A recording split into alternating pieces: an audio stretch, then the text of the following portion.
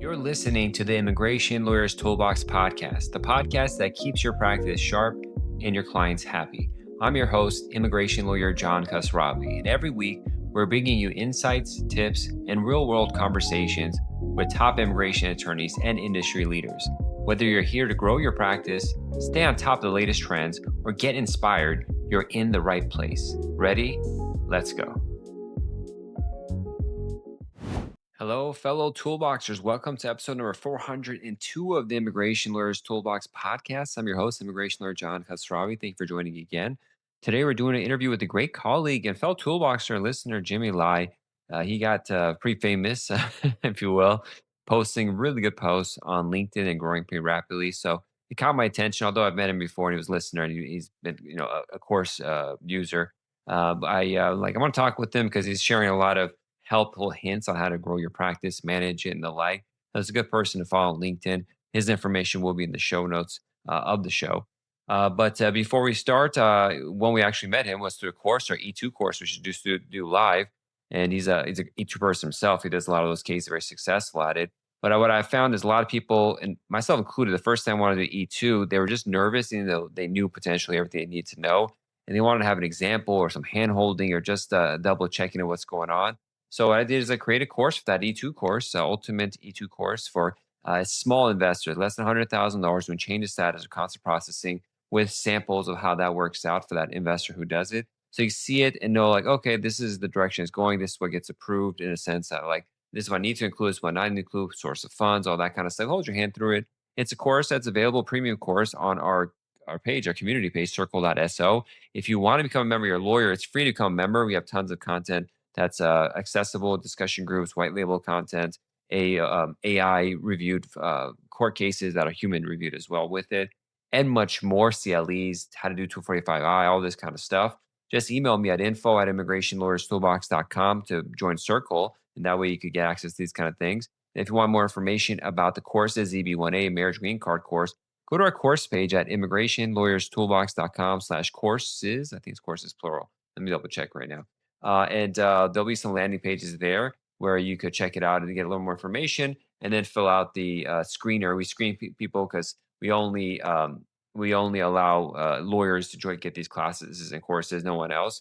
So if you go to immigrationlawyerstoolbox.com/courses, you can check that out and get more information and get started. But having said that, none of the information provided here is intended as individual legal guidance. Please consult with an immigration attorney about your case, but y'all know that already. Let's get it started. Hi, Jimmy. Thank you so much for coming on the show today. Thanks for having me, John. I appreciate it. So let's jump in from the beginning. What is your path to becoming an immigration lawyer? Yeah, so I'm originally from Taiwan, and when I came to the U.S., I came as an undergrad in Oklahoma, and then came in, decided to go to law school right after my undergrad degree, which was marketing. And then when I got out of the undergrad degree, it was the job prospect were not that great, and I ended up being a car salesman.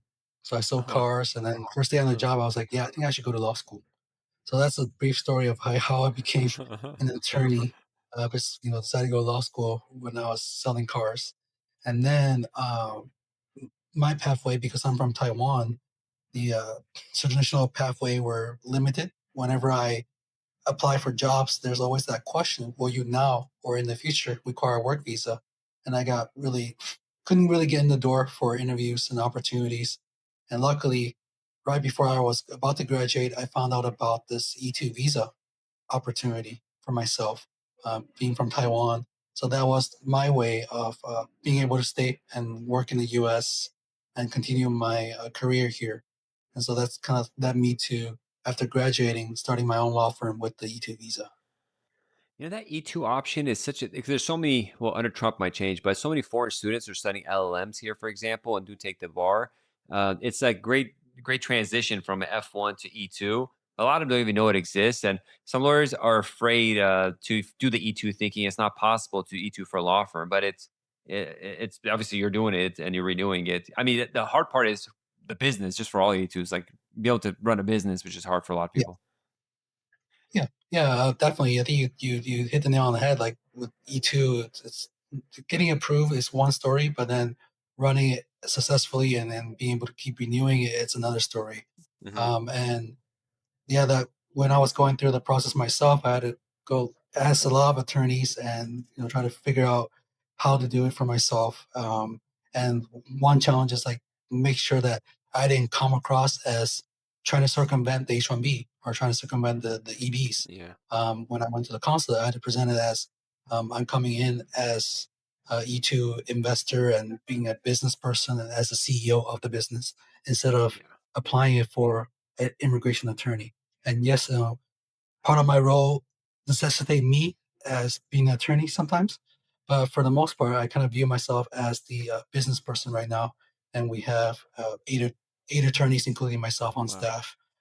With I'm gonna get into that being growth because that's insane too. For immigration, yeah, I mean, you guys do like kind of full service, not just immigration law, but that's just a pain. So, um, I'm guessing you said you mentioned Taiwan, so the visa is probably.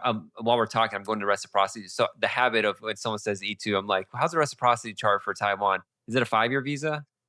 yeah, it's a 5 year. Yeah, Okay, good. It's not like it's a short one we have to go. So yeah, it's easy for you. You don't probably don't do extension of status. It's a big headache for you to do that. Okay, so um, now, when you did it, when you graduated from school, you had OPT. How soon did you like do the E? So you did the E2 as a business owner, primarily a business of a law firm owner, essentially. And did you do it mhm, immediately yes, when OPT, or did you do OPT self employed, or how did you? Sorry, it's too much sure, private sure. information. Yeah, no, no, no, no. I'm willing to share because I share with all the prospects, all my clients, and all the friends that ask me. I try to be as transparent as possible. So what happened was when I finished in December of that year, and um, sorry to kind of jump around too much. Actually, I was supposed to graduate in 2020, and then as we know, a major life event happened around that time. So instead of graduating at that time and having even more difficulty trying to find a job, I added on an MBA degree. Okay. I made it a dual degree, so I didn't graduate right away. But I was able to take the bar exam because I finished the law portion, but not be able to be an attorney until I actually finished my dual degree. So I That's actually smart. finished in December of 2021 for my dual degree. And so F1 finished, I applied OPT. I received my OPT card in February. And luckily, I was able to find two companies willing to hire me on as a remote unpaid interns. Hmm. So I did 20 hours each for each two different organizations to maintain my OPT. And while I was doing that, I talked to a friend who is now my business partner and said, yeah, I'm thinking about starting my own law firm. And so he decided, he's willing to come on board. So he was the one kind of doing more of the daily operations while we're setting things up. I was able to, even though in OPT, I was mainly just doing business investment decisions, contracting, like signing contracts, checking out lease. I think that's an allowed activity, not doing the daily operation. So then the business wasn't incorporated until October of that year, of 2022. Hmm. So I was on OPT for a while until October. We established that, but I was just as an investor at that point, not involved with any daily operations. And my U.S. partner, he was the one signing up clients. So, and then I went to my interview December of that year. So between October to December, he was able to sign up 10 clients at that time. And I went to the interview and presented to, had the packet ready, went back to Taiwan, and they asked the question, is your business operating already? Like, how many clients do you have? And it's, oh, good thing you asked. And I showed them a spreadsheet, anonymize the name, and say, oh, these are different case types we have. These are the approximate revenue. And then my U.S. partner is the one that's been working We daily. don't OPT could be self employed even, so you could have even switched the OPT just to that and kept it. Yeah, What? yeah. I guess Yeah. I could have, I just didn't want to muddy the waters too much Yeah. and have them Makes think that sense. I'm trying to circumvent, hiring myself on H-1B or stuff like that. That the problem that pops up, and not problem, but the question that pops up, and you don't have to be too detailed, but like how much investment is there when you're doing a service business? I mean, there's the lease you paid, and then like how much investment was you don't have to say a dollar amount, but how what do you Sure. invest in for them Yeah, something? so lease, we signed a 2-year lease and paid a year in advance Okay, there so we go. that we counted Yeah, that. Yeah. And really, I think they took away the office requirement, right? So it's not really yeah, required, but I still recommend to people that if you can have an office, yeah. so it puts the mind away that this business can be done anywhere. Um, so we still got an office at that time, paid a year in advance, and company vehicle. And then we can justify it as, we need to go meet clients, we need to go to court, so Hmm. we do need a company vehicle. Um, Making websites, um, start putting some money for ads. Yeah. Those are the investments. And then we've hired, at that time, before my interview, we actually also hired a part-time executive assistant Hmm. that can also run errands for me. Yeah. And so those were some of the investments we made in the beginning. And that's, I mean, it's still, it's not like, 'cause people want to say, "Yeah, I need 300,000, 400,000." I'm guessing that's nowhere near that amount of investment. No, no, nowhere near there. It was, around the 100 range, Yeah, that's a because, sweet spot. company Yeah. vehicle is around that range. Very cool. So you started the practice, and I mean, I mean, you're an immigration attorney, but your firm, I mean, you're Oklahoma bar. You guys do a lot of different things. What was the? I'm going to go into your marketing efforts, but once you came on the E2, you're running the business, and you're kind of doing cases as well. What got you into immigration to focus on that yourself? Oh, being from Taiwan myself, like I'm always trying to figure out, not officially, I'm just, I'm interested, in immigration and being a non-immigrant myself. Hmm. Um, and actually, I lived in the U.S. since I was so over half my life has been spent in the U.S. From 10 to 15, I lived in South Dakota for 5 years, and then from 2012 to now, and I'll be turning 34 this next month. So like over half my life has been spent in the U.S. Hmm. So I was and always as a non-immigrant status, and so it was always interested in me about immigration, being from Taiwan, the potential opportunities or any pathways, and I've being from Taiwan, you can try the DV lottery. So every year I try that as well, and year 14 now, and still no DV lottery. It happens when you least And so like this, expected. Yeah. yeah, and so that I guess that's kind of what interests me in immigration, and myself, my own journey, and the irony of my situation now is that I'm a non-immigrant, but helping others achieve their get their green cards and citizenship. That's my irony right now, and I tell people, in order to achieve my American dream, I got to help you achieve yours first. Yeah. So I got to help a lot of people achieve their American dream first before maybe I can Yeah. achieve my American dream someday. Very cool. And so when you started the business, I mean, you ran some ads and stuff. How did you get the legs under it to get the things moving? Sure. So one thing early on, I don't know if you recognize the name. Sorry, is the background noise too loud No, no, right it's now? good. Okay, good. So there's a guy, a marketer called Andy Stickle. Yeah, He joined forces, and I think he's with the with SMB now. Bill and the Yeah, S&P Premier. Yeah, but before that, I came across him, and he had a book called Five Star Attorney, and I read that book, and it made sense. Like, you can be the world's best attorney, but if no one knows about you, how are they going to hire you? And then the main gist I got from that book was you need to get Google reviews, yeah, and so people can find you. So in the beginning, we were focused on Google reviews, getting as many Google reviews as we can. In the beginning, we were only getting maybe one phone call per week from our Google business profile. yeah. But as we scaled that and get as many Google reviews, we didn't have to pay for ads. But people search for lawyer or immigration, we popped up pretty high locally on the Google Maps. And that's when we started getting 5 phone calls a day. And now today, we're averaging anywhere from 30 to 40 phone calls every Awesome. day. I mean, across all our All fields, not leads. just Yeah, immigration. that's cool. Yeah, Yeah. the Google reviews is the game changer. It used to be Yelp was too powerful, but Yelp like hides them and like pushes you down that. So that went away. But like 28, Yeah. 2019 was not bad. But Google is the number one. I mean, people just corroborate it. Everyone checks on it, so it just makes sense to really. Avo was big for a bit too, but Google like killed it. Essentially puts it on page 3 or something like that. But some people, especially Indian people, they go. I've seen a lot of Indians research you, and so they check on Avo. Yeah. But Google is everything. Yeah. And ChatGPT, how have you seen ChatGPT affected? Because I'm getting more and more contacts from them. Hey, I wanted to jump in really quick to remind you of our new courses we have. EB1A Extraordinary Ability Green Cards. Get involved in business immigration, expand your practice, and master another field to help immigrants come to the United States, especially extraordinary ability cases. Very interesting clientele, very fun, very sexy because you have people that are top their field. You see the people whose work is really changing America in the newspapers, on TV, online, and that was one of the like the the shiniest parts of what we do. In addition to the fees involved, frankly, and be able to expand your firm and really take things to the next level. So it's a really top level field to have. All immigration aspects are, but this is a really cool one that's neat, unique. EB1A Extraordinary Ability.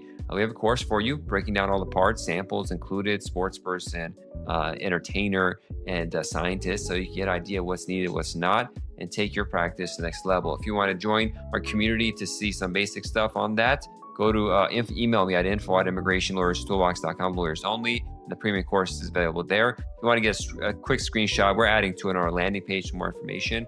But go to immigrationlawyerstoolbox.com/courses and check out the landing page. Fill in the box so we screen you to be able to add you to our pages and the like. So thanks so much for listening, and definitely join. We'd love to have you there on our community. Having said all that, let's get back to the show. Maybe like once a month, someone will say, "Hey, we found you on Mm-hmm. ChatGPT." I was like, "Great!" And then like Google search, they also have AI search now. That sometimes it will show up. And we didn't really get into the SEO game until 18 months into the business. That's when I started, trying to figure out the SEO game, because SEO is a long-term Yeah. game.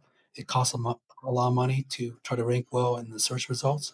So Google reviews was kind of like our main strategy to get seen on Google without having to pay for ads. And then we shifted to spending $500 a week on LSA ads, and then the transition from LSA to PPC. Mm-hmm. And then now we're doing like PPC, we're doing Facebook ads, we're organic search and everything, all the different channels. And right now LinkedIn is something I'm addicted to right now, but I haven't gotten really a lot of direct clients from LinkedIn. Mostly, I think LinkedIn is mostly B2B. Yeah. But yeah, that's kind of like all the things we're doing right now. So yeah, once we connected a couple months back, originally I started seeing your posts on Facebook. You were doing deep posts on Facebook for a long time, right? Like blog kind of things. Yeah, sometimes, yeah, yeah, yeah, But you went I pretty did. hard on LinkedIn. You're a regular fixture of my life now. I see you on LinkedIn. Well, hopefully it's not annoying. I'm addicted to it, so I've been told that if you post too many times, sometimes they maybe they click the box, they don't want to see your stuff anymore. So hopefully, like my content is refreshing and Yeah. stuff, so it doesn't get annoying. How? Because there'll be times like when I first started doing TikTok, I realized it really dominate your whole life. Kind of turns into this when you want to on social media. Has it been where you're constantly thinking about what you're going to write next and posting? Is that it right now for you? Yeah, yeah. It's for LinkedIn content, like anything that happens, even like the other day when in one day I received 5 podcast invites. So I was like, oh, obviously a LinkedIn content of why you should be on LinkedIn. So I was like, okay, let me make this into a content. So I just like whipped up something in 10 minutes and say, okay, 11 months ago I was a nobody on LinkedIn, and then today I received 5 podcast invites, and that's why you should be on LinkedIn. So any moment like it is turning into LinkedIn Yeah, and content. the LinkedIn leads like they're different and they're come like they don't sometimes don't tell you, they just say Google, but it's from LinkedIn, or you get like different opportunities that come from it, different connections. There's information sharing, data collection, all that kind of stuff that come people will share with you. So it's a different kind of thing. And LinkedIn is still the feed still works where you could come on organic. It's not like other places where Instagram is like you won't even come up unless you pay, or Facebook a lot of times. But so right now, I mean, obviously, you're spending a lot of time and writing these LinkedIn articles, you podcast. Like, are you still writing the Facebook stuff, or is just complete focus on LinkedIn right now?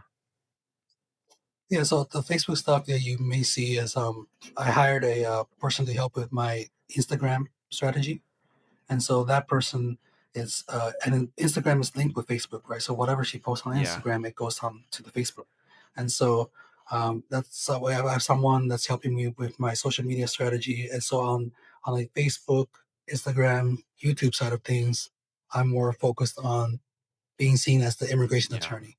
On Facebook, I still have to focus on immigration, but it's like 3 parts to my LinkedIn. One is to be known as the immigration attorney. The other pillar is be known as the law firm owner for Hmm. recruiting strategies, and then the third one is just about growing on LinkedIn. So maybe that's another Yeah. pillar of getting people who are interested in growing their LinkedIn Well, that, accounts. that leads me to what I wanted to ask is like, you did something interesting, which is you invested in learning how to do LinkedIn, and from reading your posts, you got like an expert and you went to courses. Tell me about just getting yourself ready to understand LinkedIn, what you did. Sure. So I attended one of a coaching session, coaching conference in I think it was September, July or August of last year, and someone shared that they use LinkedIn as a referral strategy. And I was okay. That's interesting. Like if you're active on LinkedIn, and if once a month some other attorney sends you a referral, it makes it worth it. Yeah. Makes it worthwhile. So then in September of last year, that's when I started posting on LinkedIn, and I posted for 3 months. It was tough because I don't know LinkedIn at all. I had LinkedIn since 2011, Mhm. 2012, I think, but I only saw it as a digital resume. And just like if you're looking for a job, just go on there and look for a job. That's what I viewed LinkedIn as. And I didn't know there was a whole side of LinkedIn, like, content strategy. So for 3 months, I was struggling. And then, received a DM for a ghostwriting service. So I did use the ghostwriting service from January to June. And that ghostwriter, he currently writes for 40 attorneys. I don't know, you might know him. His name's Jacob Molina. He's out of Montreal, and he writes for 40 attorneys. And he DM'd me, and the way he got me on LinkedIn was like, we'll do a short 15-minute interview, and at the end of the interview, I'll give you 3 free storytelling posts. And then I got hooked when I used his post, and then it got 10,000 Yeah. impressions right away. I was like, wow, that's amazing. And so I got hooked, and I was like, okay, let's work together. So from January to June, we worked together, and then my LinkedIn had a little bit of boost. And then I would say in between that, like I just really wanted to understand LinkedIn. And I'm the type of person that once I want something, I will do what I can to try to be the best at it. So then I went ahead and came across Tony Albrecht. He's another LinkedIn lawyer with 20,000 followers, and Adam Noor, some of these, Matt Barker, Laura Acosta, Chris Donnelly, all these, kind of big accounts, and they've all had their programs. And so I, kind of joined their programs to learn how to do LinkedIn better. So I guess that's my long story of all the different courses and why I decided to go that way. And you ended up Um, making your own academy. I see your post that you have like a group now. yeah, so it's a free group right now. It's called the Unforgettable Professionals. Um, Originally, I was thinking about just doing it for lawyers and financial advisors, and I just thought that maybe keep it broad for Yeah. now. It's free, and so anyone, because most common objection I would say, or the fear of being active on LinkedIn is I don't know what to post about, and I think I'm boring. I think I have nothing to share. And I'm an extreme introvert, and if I can do it, like if I can come up with content to share and to write about, and like my cheese rant got like I think like 50,000 impressions, and then my post about a Gen Z staff texting me late at night, that one got 500,000 Wow. impressions. If I can turn those content into like all these high impressions, um, you know, each of us were unique. Like we have our own unique journey. Only you lived it. So that's kind of like Mhm. my philosophy of why I'm starting up a group to kind of inspire others to post on LinkedIn. And even though I don't have as many immigration clients directly from LinkedIn, I'm seeing as just putting my name out there, and it goes back to all the way back to when I read Andy Stickel's book of you know being if people don't know you, and Yeah. they can't hire you. So my whole goal of LinkedIn is just getting people to like me, trust me, and to see me as an authority, so that they can just come to me. So pretty much my strategy right now is um, I don't need to be the best immigration attorney, but I'm trying to be the best known attorney on LinkedIn. And so that get your attention and awareness from all these different sources, there's more opportunities that will come Share my with me way. the link later, so we'll put in the show notes of how people could join the group and stuff like that. Which platform are you having your group on? Okay, school is School. gonna beat out everybody. It seems. I Yeah, went from school before it was school. I went before what's it called Hormozy bought it, and then I switched off to yeah, Circle.so, which is where we have our stuff, and now everyone's going to school. And it's like yeah. I wish whoever wins out, everyone if it's on one, it'll be more likely people will download the app and get more into it. But Ruby Powers has a group on school too. I'm like, oh, I'm stuck in Circle now. No, Circle's pretty good, but we'll see who wins out. And Yeah, I think there's pros and cons. Like with school, um, there's no way to have a private section. So like if you want to have a free and a paid section, you probably need to have Mm. another community for paid. Because I just recently tried this, like they put a paywall behind one course, and then to have people engage and comment under that, it'll be public and be seen by Oh, everyone. So even if you have that that's weird. I didn't behind know a that. paywall, but if you have like a post to have people kind of engage with the Hmm. content, um, everyone in the community in the free community can see all the comments section. That's what happens with Matt Barker's. In Matt Barker's school community. He's one of the LinkedIn guys from UK with I think 300,000 followers. I think learning how to do copywriting, and he has a boot camp, summer boot camp, and then he put a post underneath the summer boot camp for people to engage in there, and then everyone else can see what's going on.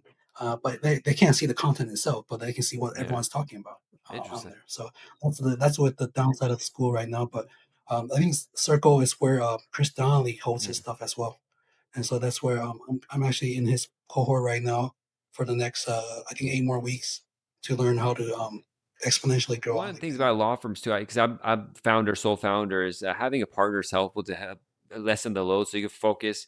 Because when I love marketing, but like I'll do marketing really well, and then I got to deal with operations and case stuff, and then it just drags me into my associate helps a lot. But if I was just able to focus on marketing, it really get a rocket ship going on with it. But it's just the mindset of I got to think about marketing is so different than when I do a day to day task of running the office that it's hard to switch from one brain to another for me. I mean, some people might be able to do both, but for me, it's like it bogs me down to be able, and I can't just switch off and do, okay, let me do some videos right now and then go back to this. I got to like wake up and just focus on marketing for the quality of the content to go up. So that's what, it's been an issue for me.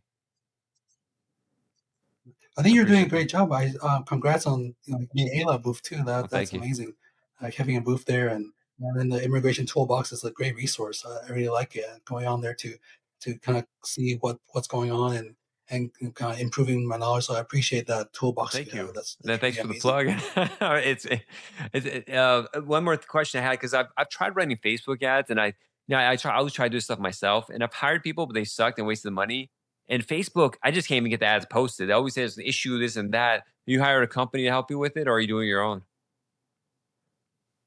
Yeah, I have someone I will send you privately. I'll make the introduction. You could try him out. And he actually uses my name quite often in his marketing material because in the last 3 months we were doing EP1 campaigns and we signed up. I would say 100K worth of Nice. cases in the last 3 months, and it's only Facebook ads. And so Well, that's I'll make kind the of you. Thanks so introduction much. privately later, and you can have a conversation. And I like working with him because he not only solves the marketing side, he also acts almost like your intake manager. He helps if you have an intake team, he helps manages them as well in a way like, hey, here's the leads and here's the SOP.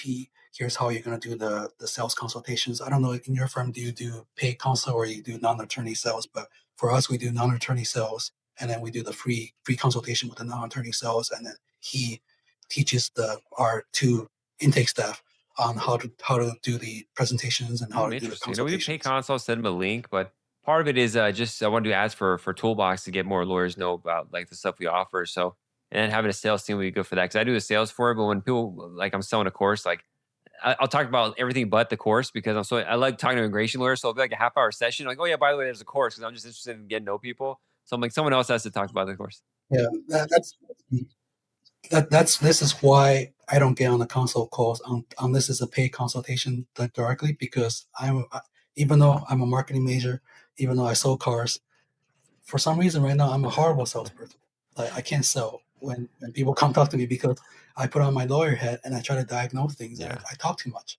I talk yeah. myself out of the sales. So that's why I need to install a non-attorney Hmm. sales and other attorneys to do the selling because I feel you when I get on like with my E2 prospects, I just talk way too much and I end up giving them everything and then share all my journey, share all the details and they're like, oh great, thanks Jimmy. I guess I can do this myself. I was like, oh great. I hear you. So many different hats and specialties and focus you got to have on a business. But I'm glad it's been a success. You've been growing, and I see the photos of all your firms. So thanks so much for coming on the show, Jimmy. I'll put your LinkedIn page link in the show notes as well as your class. And please stay in touch. I love to hear more about your success and everything you're doing. Thank you very much, John.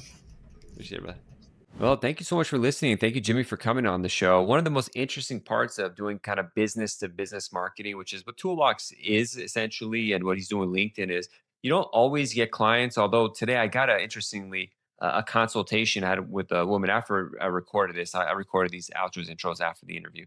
But and I asked her, "How did you find out about me?" And she was just asking about how specific I get, but essentially asking about how green card abandonment works. And that's not a typical thing you think you find on LinkedIn, but she has searched on LinkedIn for an immigration attorney and found me. So you get clients like that, but also a lot of interesting opportunities happen. He talked about being able to go on podcasts, but you meet a lot of business people, meet a lot of just interesting characters who open up opportunity in different ways you wouldn't imagine. So LinkedIn is a very unique field, and more people are getting into it. It's a lot more busier than I remember it.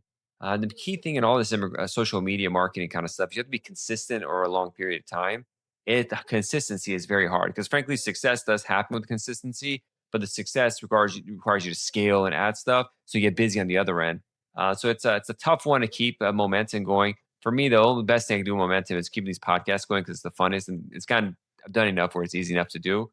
But writing is always a little bit tricky because you got to think about it, you got to obsess over it. I guess a toolbox I obsess over it too, so it's not as easy. Inevitably is what it is. To succeed, you got to do an extraordinary amount of extra work that other people won't do to be able to stand out, and that's just the name of the game. As we've been talking a lot of our business stuff with Gianfranco, we had an interview a week or two ago. Check that out. He said, like, you'll grow as much as you. There's a saying he said specifically, but it's up to what your pain tolerance and threshold is. You grow to the amount of your discomfort. And so it is discomfort there to constantly think about posting, constantly do this. I got to interview people. I got to do that. But it just opens up a world of opportunity that when you look back, you're like, oh, I'll sacrifice that to get this. This is so wonderful to have this opportunity. So that's what it is. And I hope you can find what your niche is, what you like the most is different than someone else. So you see what you add to the mix in the community. And that's what makes it really special. So don't be afraid to put yourself out there. Share with me what you're doing. I like to support you and promote you. It's always going to be a fun thing. I'm always excited to do that. Having said that, everybody, have a good one. I'll catch you next time. Bye bye. If you like this episode, follow us on Instagram. Our handle is Immigration Lawyers Toolbox, where we post the latest statistics, tips, and more. And stay tuned for more from the Immigration Lawyers Toolbox podcast.